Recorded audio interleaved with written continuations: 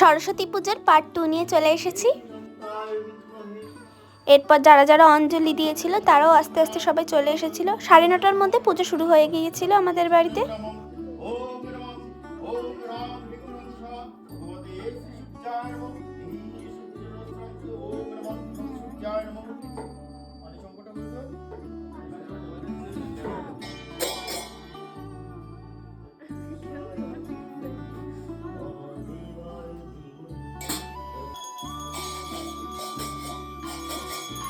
এখানে দাদা আর ভাই কাঁসা আর করতাল বাজাচ্ছিল, আর এখানে দাদা ভাই শাঁখ বাজাচ্ছিল।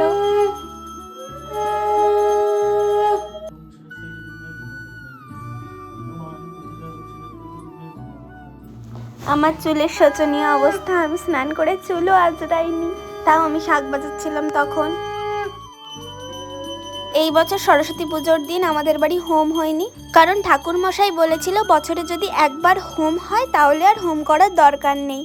তাই লক্ষ্মী পুজোর দিন আমাদের বাড়ি হোম করা হয়।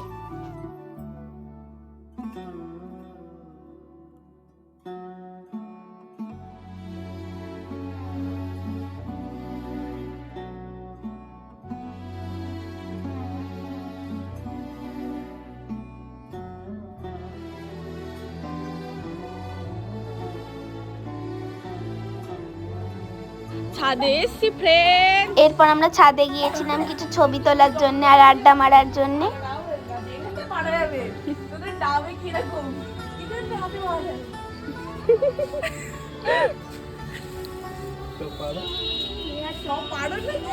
এরপর দিদি প্রসাদ গুছাচ্ছিল আমাদের জন্য, আমরা খাবো তাই।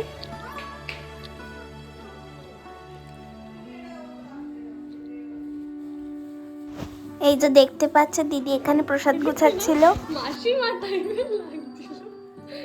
এরপর ছবি তুলে দিচ্ছিলাম ওদের। তারপর ছবি তোলার পরে সবাই বাড়ি চলে গিয়েছিল। এরপর নিচে গিয়ে যেই আমি শুলাম তখন থেকে বিঙ্গ আমার কাছে চলে এসেছে শোবে বলে। এই যে দেখতেই পাচ্ছ শুয়ে পড়েছে আমার কাছে। এরপর আমরা বেরোবো বলে একটু কিছু খেয়ে নিয়েছিলাম। এখানে চিড়ে দুধ আর কলা রয়েছে। সেদিন সকালবেলা আমাদের বাড়িতে রান্না করার নিয়ম নেই, রাত্রে করতে হয় সব। এখানেও বিঙ্গকে তোমরা শুয়েই দেখতে পাচ্ছ, সবসময় যেখানে পারে সেখানেই শুয়ে পড়ে।